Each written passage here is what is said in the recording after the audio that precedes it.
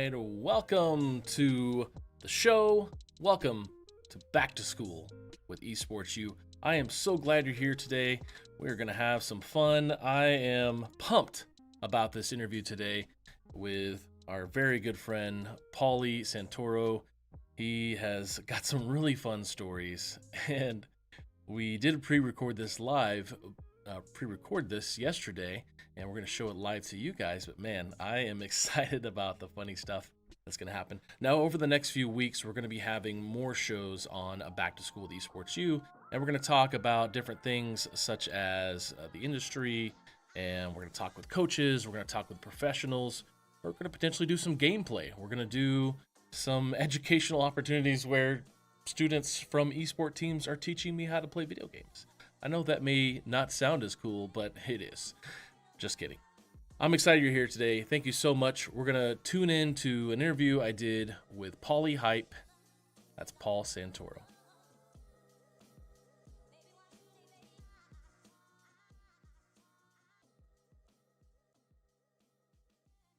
Okay, Paulie Santoro, tell me a little bit about really what you do on a daily basis when it comes to esports and gaming. You do a lot of things. I know I've seen you on different streaming platforms.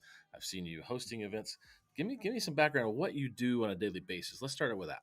I come from traditional background in esports. I was a competitive player, one of the first multi-genre competitive players I would place in both Gears of War as well as the Dead or Alive fighting game series. So fighting games as well as shooting games. I did that from about 2004 till, and these dates aren't exact, I'm just going off memory here, but till about 2004 to like 2013. And then I started really getting involved into more of commentary, host work, MC work, and I had done a bunch of reality shows along the way, like Friday Night Fights with Call of Duty Activision around Modern Warfare 3. I had done stuff with Twin Galaxies and Jace Hall with the Infinite Crisis experience. And then I also really my biggest break was getting casted on The Caster, which was by Hi-Res Studios back in 2017. And that was my first big break there. And then that actually led to them hiring me full time, and that was as a commentator and talent piece. So that was my first break into the industry as a full time talent piece in 2017. So I've done this for the last 15 years, and now I'm actually getting involved with EsportsU as an executive. This is my first year. Trying the executive life out, very different than being a shock value talent piece. But as also Bub, I'm sure you're learning too. There's just different levels to it, and I'm really happy to be here with you, Bubba. Thank you so much for bringing me on the show, man. I really appreciate that. This show is all about back to school, and right. The reason we bring people onto this show specifically is to help them understand the esports and gaming industry and the college and career opportunities that we all live in, right. we all work in our small little ecosystem, our small little bubble of esports. We seem to know a lot of each other, and I know you have worked with a lot of really cool people and been at a commentating desk with some really cool people. Give me a story, maybe what's maybe the top person, or I don't know, that's probably not the best way to put it. Give me somebody you've shared a desk with or commentated with that was just amazing or out of this world or super famous. I've had the pleasure with working with some of the best. I'll give you a quick one and a longer storied one. The quick one is recently working with Doc Haskell. I'd never worked with Doc before.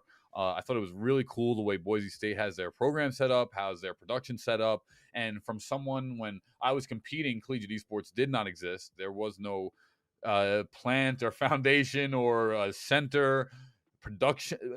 They have a collegiate production center around the esports. So they even take it one further. So just seeing that in 2022 now was pretty breathtaking, and the professionalism of Doc and Boise State was another level. So that's that. The longer story is, my first ever mentor was Fatality, because Jonathan Wendell, because when I was 13, he was in Game Informers. He was winning the Quake Championship. 03, 02, I believe, were his back-to-back years. I know 03 for a fact. So it's either 03, 04, 03, 02, but he was winning those back-to-back years. And I remember seeing him in the Game Informer. And when I first started competing in Gears of War and Dead or Alive, and even Halo 2 on game battles, I didn't know how to, beyond take this to my parents or talk to anybody about it, or collegiate didn't exist, so I couldn't go to school for it. And just seeing his article was that segue in my mind. Like, this is a guy who is it is marketed as a professional gamer. He just won the Quake World Championship, and this guy's in Game Informer. And next to that Game Informer was the launch of his motherboard or headset. It was a headset, actually, was the first product. So his headset, and it's like, wow, this guy has a brand name being sold as a professional gamer, marketed for him on a mass scale. So I saw back in 2003, like, this is clearly viable. This is viable. One guy's done it, one guy in the whole ecosystem. So very hard, very difficult. But that was the segue to me trying to do esports whatsoever. So, that's it. Yeah, being somebody who lives here in Kansas City, and got to sit down with him in Vegas at the Kansas BBS. City. Yeah, so he's from Kansas City here, and the good roots here. I'm not originally from here, but yeah, he definitely has a presence here. Right. And I played Quake growing up as well. But you're exactly right. I mean, when he stepped into this space, and his story is really funny. His story is really good. I'll have it posted somewhere here in the next few weeks of his whole entire story, which you may know already. But that branding stuff, no one was doing. I mean, maybe there was some stuff like from the 70s and getting a car because you played Pac-Man or whatever. Yeah, that was around. But this modern era of esports and brand seems like it's only 5 years old, but it's been around for a long time. Yeah, you're 100% right. He was the very first in my mind. I know there were people that were competing the arcade era, Walter Day and those guys, Billy Mitchell and Donkey Kong arcade era stuff. Mm-hmm. Like, I know there was competition prior, but when I look at that first influencer, professional gamer, marketing, branding, and doing it from just a player and esports standpoint, it was Jonathan Wendell. So he's the first. He's the grandfather of it to me in my eyes. So let's jump into college a little more. I would love to hear some of your accolades of all the different things you've hosted in and you've commentated for. And let me ask this: do you enjoy more hosting or commentating? The grass is always greener on the other side. That's the way I'm gonna put it. Because when you're casting and you're in the pits and you're doing, I remember sometimes I'd be accepting multiple different job companies in the same day. If one finished at 7, I would do another one at 9 if it allotted for, and those days would be long and difficult. And when you're a commentator and you're coming up, it is a grind, because a game like VALORANT, a game like League of Legends, even footballs and basketball is an hour and a half, 2 hours with breaks. Those games, rare breakage, nonstop talking. It's very difficult. So as I've been transitioning into hosting, I've been enjoying being that segue between casual, competitive, or desk, or host and crowd.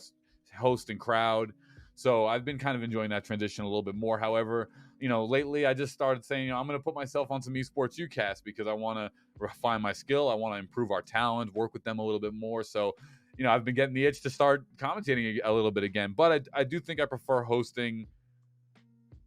Man, I enjoy them both. I have to say that. I enjoy them both, but lately I've been hosting more. What did you commentate last? Was it something in South Bend, or did you commentate in Florida? No, the last thing I actually did, the last 2 times I commentated was for Doc Haskell in Boise State. They invited me to do their the USO sponsored with the presented by USAA. They launched a new gaming facility inside their Virginian-based military base or base it was being opened, Quantico in Virginia. So I commentated the launch of that Halo 2v2 for the servicemen and women that were competing in that event. And I've been playing a lot. I mean, I played Halo Infinite at least 45 days straight before, and I also went to LCS Raleigh. That too. I competed at LCS Raleigh in Halo Infinite, so it was just kind of fun to do that. And so I did that with Doc. But you were kind of talking about before some of the things I commentated. After that show, The Caster, I had then been hired by Hi-Rez. They let me. I did the entire Paladin series for them. They had a Mixer console edition series I did as well with Rain Day and Pretty Hair and La Tigris. And then we did some stuff. They actually, it's funny enough, they got me introduced to collegiate before anybody, because that year, rounding out that year, 2017, they had me do the Paladins Collegiate World Championship. So that was kind of interesting. So when EsportsU started coming around and getting these opportunities to do South Bend, before I was a part of the company, doing South Bend and as a freelance, and then doing Chemistry as a freelance, it was interesting to come back to that collegiate space, and everything comes full circle, I guess. Yeah, yeah. Heck, Paladins, I played that for a little bit, and it was Fortnite without building walls, but for the Lord of the Ring nerds. That's how I felt it. It was interesting, it was that team play, character based, role based shooter. Yeah. It was free to play. That's the advantage, right? Free to play. I'm always going to be a fan of that model. Yeah, 100%. Yeah. Okay, so you've done some hosting, done some commentating over these years. You have worked with some big names. You've worked with some amazing people who win awards, like Doc Haskell does, and he's definitely the godfather that we all know him to be. What's the hardest thing about commentating? Let's talk about commentating first. Sure. And I think I know that's why I don't do it. Is I can commentate soccer and I can color commentary sports because I played plenty and I referee plenty. But sure. Man, I maybe could commentate Warzone or Halo Infinite because I play it. But right. Is that the hardest thing, or is there something even harder than knowing the game and the characters and everything else? Sure. Well, I mean, this is something that's still being developed in the space, but I come from traditional sports background. When I grew up, it was listening to traditional commentators, Mike Breen. Everyone's name's kind of slipping me right now, but Mike Breen is the guy I really look up to in terms of the commentary world, and and more importantly, I gotta be real. I grew up in WWE commentary, listening to JR and the King. That's kind of where the polyhype rabies brand came from. This like over embellished, kind of like overexcited, attention driven, shock value brand, right? So, would you have been on? Is that an aspiration to be in the ring? No, I wouldn't say in the ring, no, but I would love to do. I'd love to do a wrestling commentary. Sure, some sort of WWE 2K22 activation. No question, because I've been playing that game like crazy. But yeah, that's always been a thing. That's where it came from, and but then traditional sports as well, because esports wasn't around when I was growing up, and I kind of take this approach to where I just believe that the harder part, to answer your question, sorry to get off the rails, the harder part of the industry is, first off, grinding to the point where you can call yourself professional, because when you're freelance attacking this, look, you get a traditional sports gig, you might make a little bit of cash, even if it's a collegiate or something like that. You might work for $15 an hour. You're for volunteer your first 5, 10, year. I really worked for a couple years before I started getting paid, and I started getting paid. But again, is it enough to live off of? Is it enough to make yourself a career off of? Being in my later 20s, it was a little bit more difficult. So that's the harder part, but then also the training regimen. I believe in training regimen when it comes to commentary. I practice vocabulary. I practice cadence. I sing. I scream. I strain my vocal cords, literally. I try to get those extra pitches and tones and cadence and timing and pace. And I just really believe in that development of the industry. So I don't know exactly who does that and who doesn't. I'm not, everyone else, but I can tell you I do it, because I really believe in the professionalism side of that industry, getting to that level. Well, it sounds like you're doing what professionals do, is they hone in their craft. And if you said singing, you said screaming, and you said other things you do to get ready, just as much as we all know in traditional sports, just like practice playing a match in Halo. So yeah, that's really appreciated.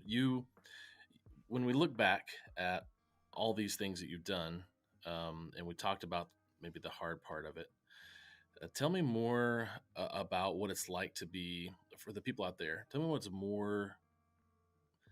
it's like to be behind the camera for people who want to get into this industry, and how it sounds like you said a little bit about going early or starting out early and doing it for free, which is a very common thing. Right.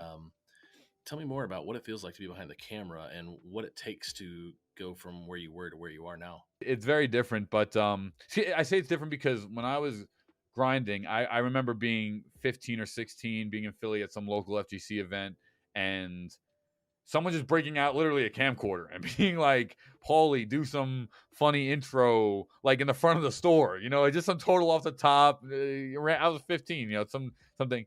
And I would always just do this kind of like over embellished hype, like, welcome to the FGC tournament, kick open the front door with my foot or something like that. Like, always shock value culture when I was younger for some reason. But but it was always high energy, which is what I carried with me throughout the industry. But it didn't exist. Now, I watch this kid randomly. He always pops up on my Facebook video feed. He's like playing like Call of Duty. He's like 12 years old or something, but I always see him come up. And this guy's got a huge following, and that part didn't exist. I think Justin.tv streaming came out when I was like, it did come out early. I wasn't a very first adopter of it, but I know the tournaments were on there and people were using it. So, but still, it's not like today where you can be 8 years old, 9 years old, 10 years old and building a brand for yourself and streaming and learning how to be in front of a camera. Because to answer your question, the biggest hurdle over being in front of the camera is the practice of it. It is a craft to be in front of the camera. It's not easy. It is uncomfortable to know that what you're doing is literally being recorded and potentially shared with whoever it's going to be shared with. To have that poise, to be able to be yourself while the camera is on you at any point in time is a skill that only comes with sitting in front of the camera for hours on end in different situations, watching yourself back on camera as well. So that's something that is a little bit easier, and I say it's different because of how more accessible cameras are in today's society. Well, we're going to have some coaches on the show in the next few weeks. Nice. And I definitely want to make sure we're an advocate for these coaches out there. I just talked to a coach today who he says he's getting looked at by D1 schools to be a coach for them. He's at an NAIA school and he's getting looked at. And I said, hey, don't take less than X amount and make sure you have a couple different staff. And that you're not just doing it by your own, because that's a standard we're kind of living by right now in the college space for esports. Sure.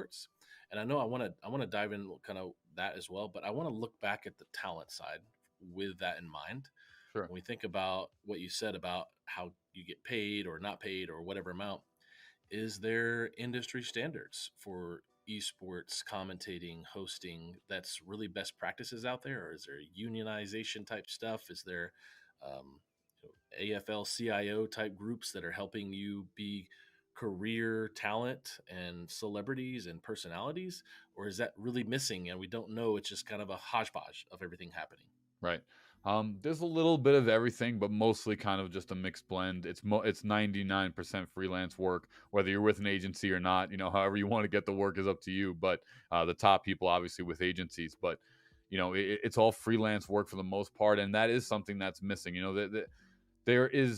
There's not much, especially towards the talent side. Like that is starting to slowly develop towards production-based side in terms of operating tournaments and the camera work behind that, and the Full Sail Academy doing programs like that where you can actually go for that curriculum to learn about how to do that.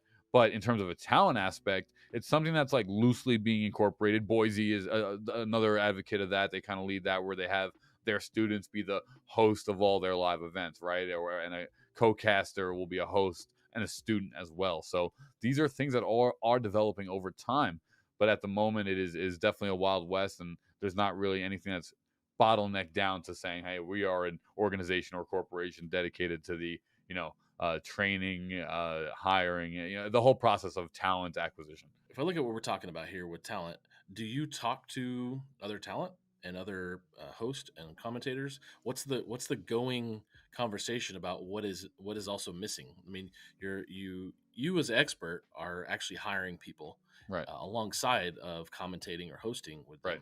So you know this industry really, really well as an expert in it and an expert at an executive level hiring people. What's the gossip? What's happening? What do we need to know that commentators and hosts are talking about that makes the industry not excel the way we want to, especially in the college space, and when it comes to talent, hosts, and commentators? Yeah, well, the problem is that it's really only these events that are able to hire talent, right? Or it's specific leagues, or it's specific one-day tournaments, whether it has high-level production or not. And because esports is so vast and so many different levels of collegiate and professional and international are being started, there's honestly a lot of work in the talent industry. It's increasing quite a bit, especially with the collegiate now coming into play. But you got to realize this is the nature of the entertainment industry, at least at the moment.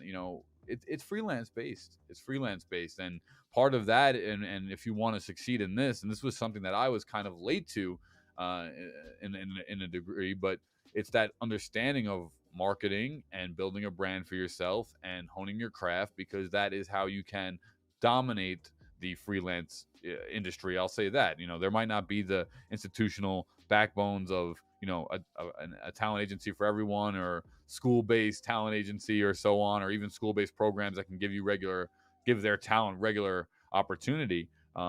It's just the fact that you got to be able to build a brand and dominate the freelance market yourself. So that way, no matter which way the industry goes, you'll be able to, adapt and move on. Now, when we talk about talent, I wanted to go back to the coaching side. So Sure. now that's that thought process of what is missing and needed. I mentioned the coaches with salary and demand on their jobs. I Sure. think you probably talk to a lot of coaches, and you know a lot of people. I'd love to hear if you've heard the woes, honestly, the woes of being an esports college coach, and for that matter, there's students who are leading their 100-person programs Right. at schools, and then there's coaches who have 5 staff with a $70,000 salary. So Yeah. when you're out there with the coaches and with the players, what are you hearing that's missing when it comes to continuity across the space for pay and staff? It's much similar to traditional college. I mean, every college out there is going to have its own allocation to budget, and esports is also very new. So it's not like sports, where almost any college in America, even if it's a community college, have doctrine sports into their allocation programs of budget since the beginning. Esports is something where it's just coming into play in the last 5 to 10 years in terms of a collegiate level, in terms of being even talked about, discussed, or even now in the last 5 years, let's say, finding budget and starting to build.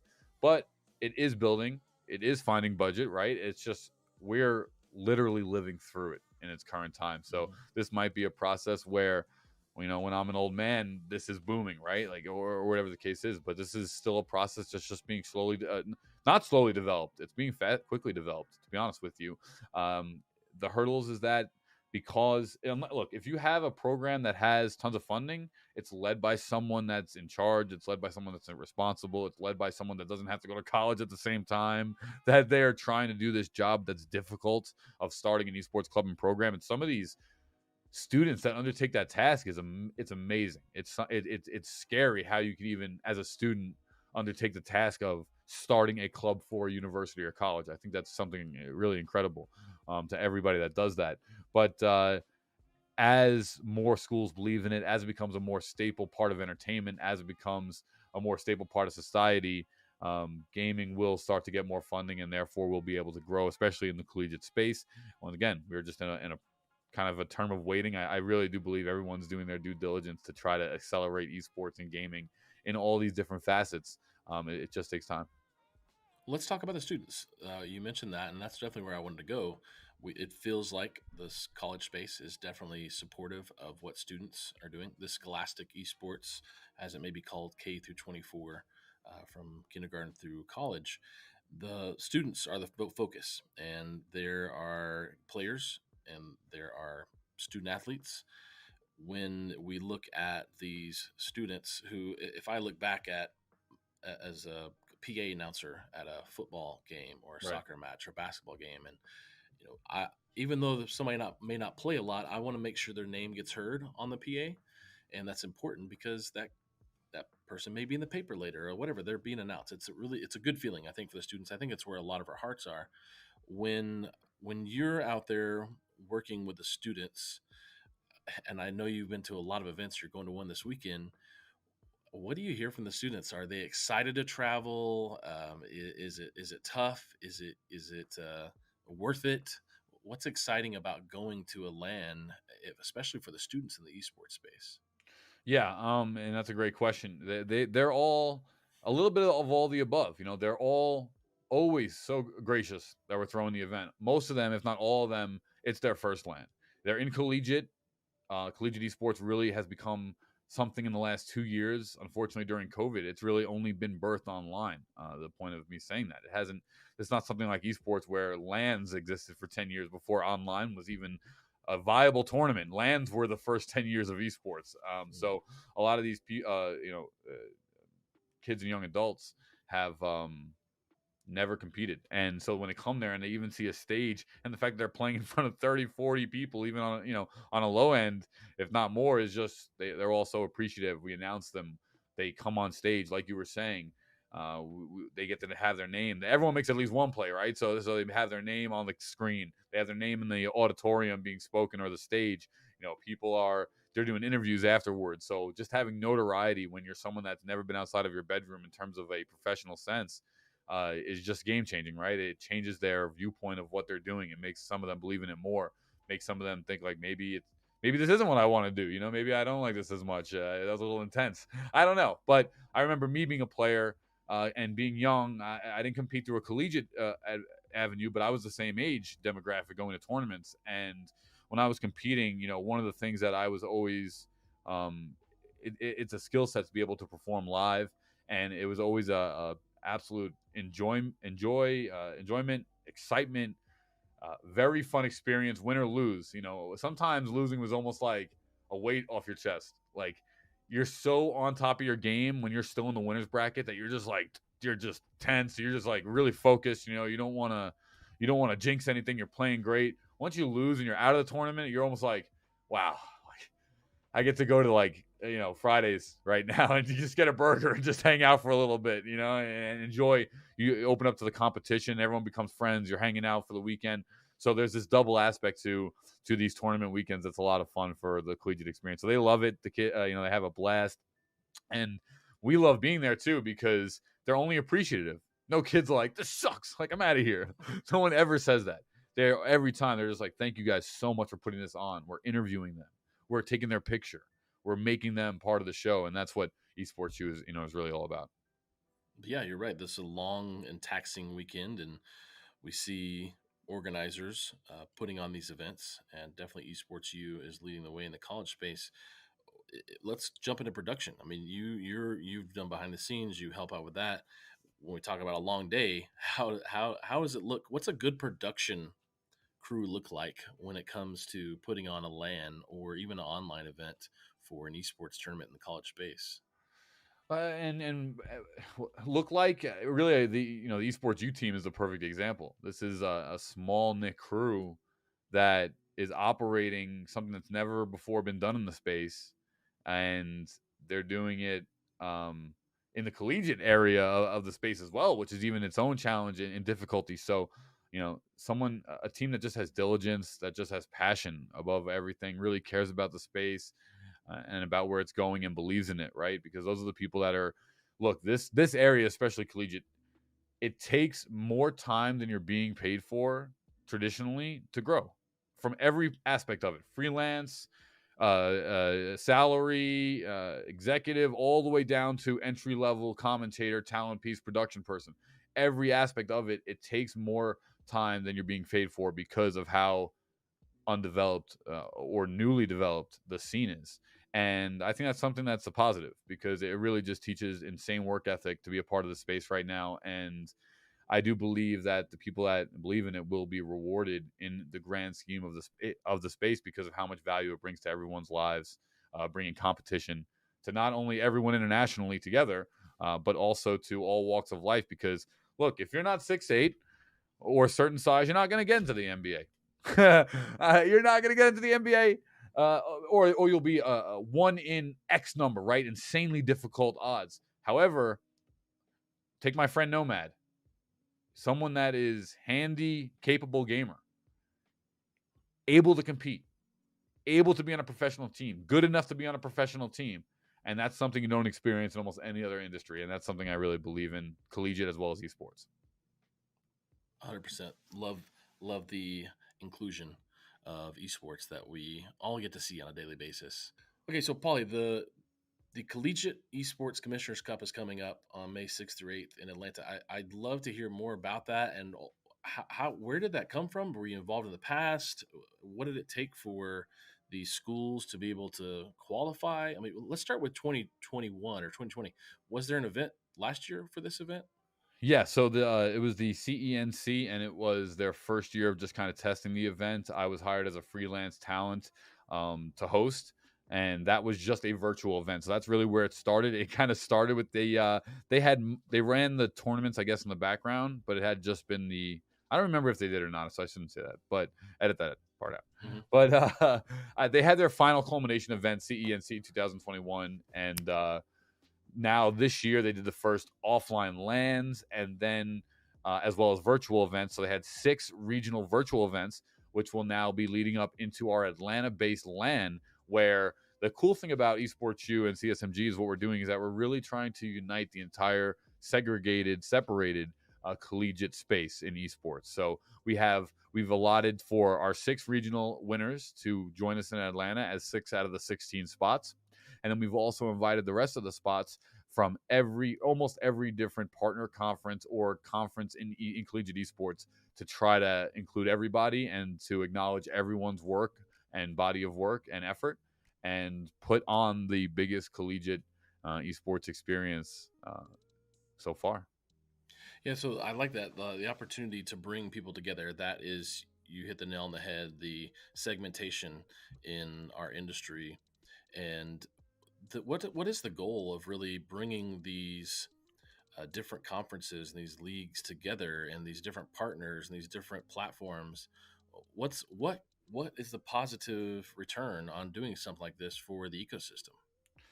Well, it's the fact that it's going to show all schools that are not yet participating in esports or collegiate esports the opportunity in terms of marketing, in terms of content production, which we all know in terms of social media is kind of just beyond booming, making content. And it's helpful to these programs in terms of finding sponsorships, funding, and the students. It's the natural trend of what the students are enjoying. So it's helping to bring the higher tier area students to your programs, or even outside of your area students to your programs, based on the level of involvement in collegiate esports that you are a part of. Especially, and the biggest thing, and the reason why collegiate esports is booming right now, is because that we've seen that it is COVID proof, or some sort of virus, or something like that proof as well. It's something that can be done from the comfort of your own home and still to an insanely competitive level. So I think there's a lot of value there as well. There are 6 different regionals, and then they come to the event. What games are being played at this event in Atlanta? We have 4 different game titles. It's Rocket League, Overwatch, Valorant, and Super Smash Bros. Ultimate. And then we are having some off-stream events like NBA 2K as well. Why Atlanta? What's the push in Atlanta? Well, one of our partners is Skillshot Media, which is based out of Atlanta. That is their hub, their playground. They are the goats over there. So, really happy to partner up with them on this Atlanta event. And just Atlanta is really it's just a great place to be, especially during the time of year that we're going to be down there. It's very fun. It's very light. The weather's nice. It's not too hot yet. Like it gets in the summer sometimes. And it's just a buzz. There's a buzz in the city around this time. And it's also the central hub. If you really think about the Northeast and the Eastern area, which a lot of esports have now started to begin and evolve here, especially in the collegiate space, it's really that central hub so that everyone, no matter where you are based, somewhere in America, can kind of get to with relative ease, just to be a part of, a part of it. Now, what are you most excited about when this event is a week away and planning is happening? You're about to travel you're in New York, right? Yes, sir. Yeah, when you are going to travel from New York down to Atlanta, what's the most exciting thing you're ready to experience that week before you even travel? It's just the whole process to me has always been a way of life. I've always really just enjoyed the process of traveling and spending the weekend in a new area, a new city, having like an adventure with all the peers and other people that are going to be down there for the same event. Who knows the way it plays out. It's just a lot of fun. There's a buzz, there's an energy, and kind of what gets me going, and what I practice, my mirror practices, if you will, before any event, is I just picture how the students are going to react to the way I might hype the crowd or give them an interview, or the way they might react to someone saying their name, our stage host, or getting an interview from one of the other desk hosts or analysts. So that's just always a lot of fun. The parents that come down when they start seeing, and you can see parents almost understanding the space when they're at these events, which is so important. You can see them kind of getting it as they're there live. And that's something that's really fun to see. And I just start envisioning what that's going to be like before I get down there. And fills me up with passion, fills me up with excitement, fills me up with hype. And even just talking about it right now, I start getting those butterflies in my chest because, we're less than 2 months away. This is going to be the biggest event of my career personally. And I'm really excited to be leading the forefront in terms of, collegiate esports and EsportsU from a talent perspective. I'm more than thankful to be a part of EsportsU and CSMG. And what are you going to be doing down there as talent? What is your role while you're there at the event? Yeah, I will be one of 2 stage hosts down there. So, doing some interviews, getting that crowd hype. That's what I did for the NBA 2K League when I worked with them in 2019. So that's really where I'm comfortable. I got to be able to bring the energy. I can't sit behind a desk. I'm not trying to be behind a desk. I'm trying to, kick my shoes into the air and, create some hype down with the people, with the players right there on the stage. You know what that reminded me of right there was obviously what you talked about earlier. You did some mannerisms that reminded me of a pro wrestler. I can't sit behind the desk, jabroni.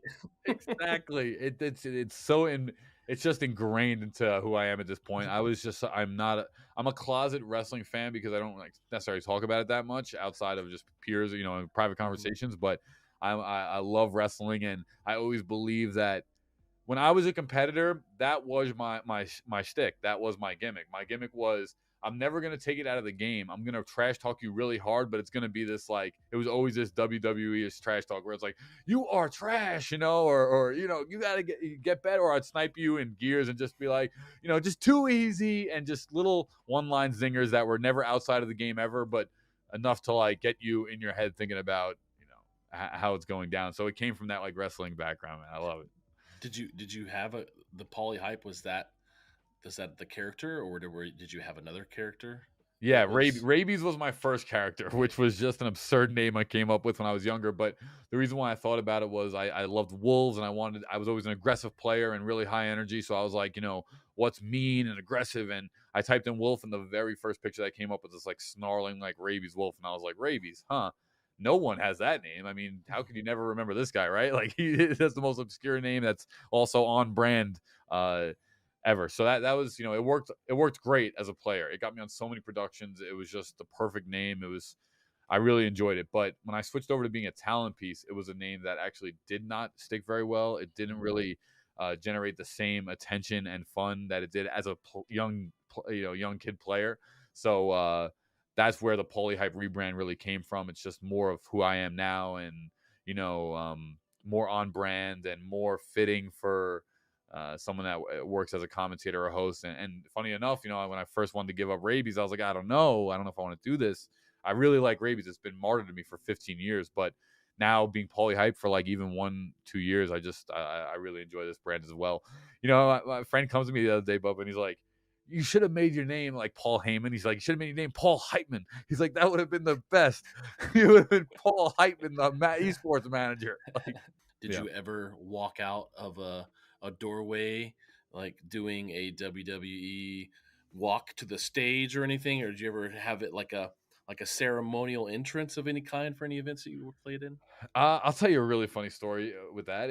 When I did the Friday Night Fights activation for Call of Duty back in, I think it was 2013. It was the month before 08 maybe. It was the month before Modern Warfare 3 came out. Whenever that was, it was about 30 days before Modern Warfare 3 came out. And Call of Duty, we had an interview in New York City where basically you had to show up with 3 teammates, and I had applied for the first half of the interview process, and my teammates were Chosen One, who was he was on WCG's The Ultimate Gamer, probably my closest friend growing up in all of esports. We shared a lot of time together on the road. It was this guy Jumrock, who's he holds the game battles record in Modern Warfare 4. His team went 100-0 on game battles, which is still the record to this day. I believe Nadeshot was on his team for that too. And then Commando, who's another piece in esports, who has a giant mohawk. But these guys were my team, and we wound up getting casted on this Friday Night Fights activation, and we were going against TLR. Funny enough, we were actually going against TLR Cloud One, who works at Epic, or maybe he just left Epic, but we were going against TLR Cloud One, who's a very known face in the esports scene, especially Gears of War competitive scene. And it was really crazy. And to say your walk, because Stacy Keebler was the host. And once we got out there, Stacy Keebler wound up being the host of this event. And so they had us come out and trash talk each other. So it was New York. We were representing New York, and I was the captain. TLR Cloud1 was the captain of Boston, and he had the Boston team, and it was simulating the rivalry between New York and Boston, how it's going to even translate from traditional sports into esports now in Call of Duty. And we were coming out, and they're like, all right, they had us come out at the same time live talking trash to each other, and at our times in our lives we didn't like each other because we never met each other, and we had been rivals in Gears competitive for years. So this was legitimate. And I remember coming out, and I was just like going off. I was kind of like side skipping, and I was growing and kind of lanky at the time, so I was like side skipping. I was like, "You trash, TLR Cloud1, you garbage!" Like just laying onto him. He had like a teammate. I was like, "You look like Kevin James." Like I was just trying to like do all these things. But the funny part actually happened to be on me, because as I was talking trash and getting overhyped, I wound up like clicking my feet together on a side skip and taking a tumble on the stage. And the entire production professional, we were in an LA production studio in the lot next to where The Dark Knight was being filmed at the time, or whatever movie it was. It was crazy. Like, we walked past the production studio and saw it was like the Bat Cave, like built. We were on the next set. The entire production erupted in absolute laughter. Stacy Keebler lost it. She was like dying, like covering her mouth with her like cards, her cue cards or whatever. She was just like laughing beyond belief. And the production manager was just like, even both teams started laughing. Like, the trash talk went out the window as soon as I fell to the ground and rolled in front of the whole production.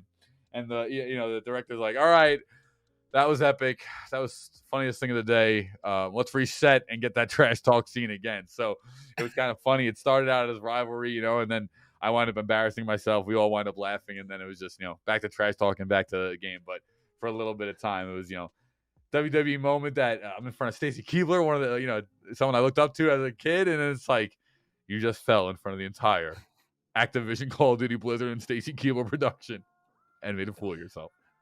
Are you now those people that you were rivals against? Do you still know them, connect with them, or Oh yeah, still great friends. Yeah, great friends. Awesome. So started out as rivalry, but once that show was over, we did the traditional esports thing, which is, trash talk online, make up at LAN, go hang out, and friends ever since. So that's the way it played out. Now, I don't know if this will ruffle any feathers, but I heard, going back to wrestling, that it might be fake. Oh, clearly they've never wrestled. I did 2 backyard wrestling shows in my life, 19 and 20. I went by the name Frankie Fresh. I came out to that song that was like, Nabadon, Nabadon, I did it. But, script, this is the way when I first heard it was fake when I was a kid, I was like, I don't like this. But as I got older, I realized that this is watching a pre-recorded soap opera live. And that's what I think is actually really cool about it, because it's like these people are not only acting, but they're acting with their bodies on the line. Like, this guy just got thrown 20 feet off a damn cage. That's not acted. So, I mean, not to where it's scripted, but it's not acted. That guy's falling 20 feet and falling into a damn table. Like, so this, that's a part of it where I see where the athlete argument is. That's where the part of it where I see, like, I remember being 19 and 20, and I was a gamer, so I was not in shape. So this is not a good example. But I tried to do I had 2 10-minute wrestling matches in my life to about 20 people in the crowd. Nothing crazy. But I remember being so gassed after even 5 minutes of nonstop wrestling and taking hits from someone else and kind of like trying to sell and fake and out of the ring, in the ring, and running and jumping and picking some guy up with all your strength. It was really difficult. So, that's something I thought was cool. I'm so glad we got to talk about the catalyst of your personality that comes from wrestling. And you came here to EsportsU to learn about video games, and we spent 10 minutes talking about wrestling. But hey, it's entertainment, and that's what the esports industry likes as well, is entertainment. Lastly, let's cover like just the industry as a whole and where you think the industry is going to be in the next 5 to 10 years. What should we be on the lookout for? Is NFT, metaverse, virtual reality. What are we need to be aware of in your expertise, because you're in this space so deeply, and you're connected to so many people? What do we need to know about the next 5 to 10 years when it comes to esports, both scholastic and in the business world as well? Yeah, I mean, I think the entertainment side of the esports realm is where we've dabbled for the most part, competition slash entertainment, where it's really kind of what all esports is be. Live streaming, you can throw in entertainment as well.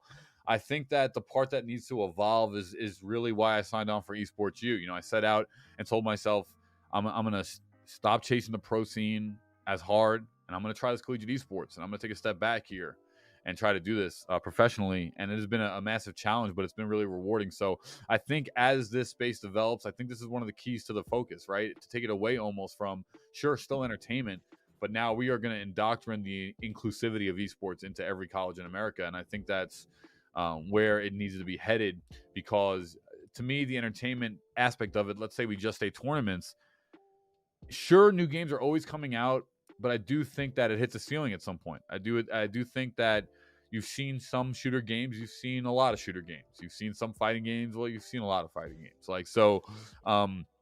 That college level of entertainment, I think, is really important, because that develops the ecosystem of scholastic, scholarship, and feeding into kind of what sports provides to college, where just this is a recreation activity that can be competitive, and esports follows that to maybe a higher level of intellectual, if you ask me, less physical, higher intellectual. So I just think it's another avenue that needs to be developed to help continually grow the culture that we have started from nothing more than trash talk online. Okay, lastly, what is your favorite game right now you're playing? Valorant right now, I'm playing the most.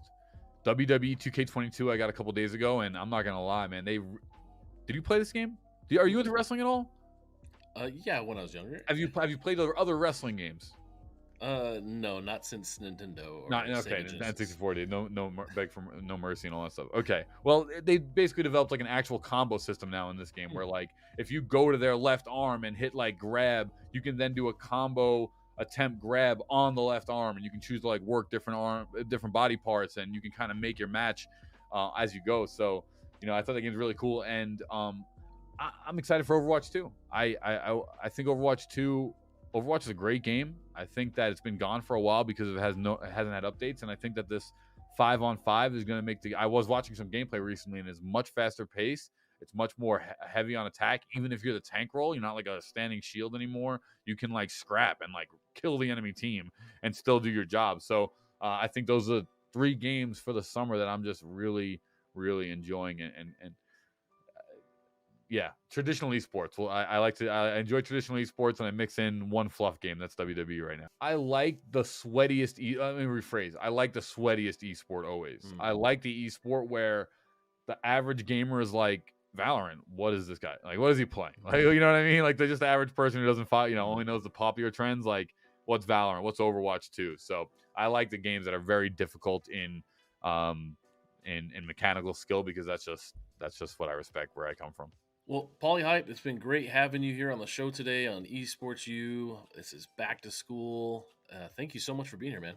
Yeah, thank you so much, Bubba. It's actually really been fun to talk to you today, because I feel like we took a trip down memory lane, and most of the time I feel like I'm explaining this story to someone who has no idea what I'm talking about. So the fact that you have an idea of what I'm talking about it made it a lot of fun. Thank you so much, man.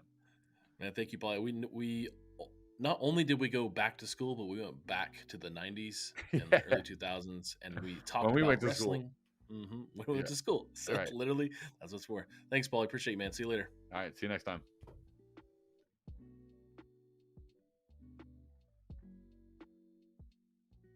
Thank you, Paulie. Thank you so much, Paulie. That was great. Man, if you like wrestling and you're a millennial, I know we refer to it as WWE now in the video, but I didn't really know it as that. I knew WWF and WCW when I was younger, and I know they changed, whatever, all that stuff. But hey, where do you get wrestling type content on an esports channel? None other than EsportsU. But I promise we'll probably not have as much wrestling talk in episodes in the future. Next week, we're going to be having some very special guests.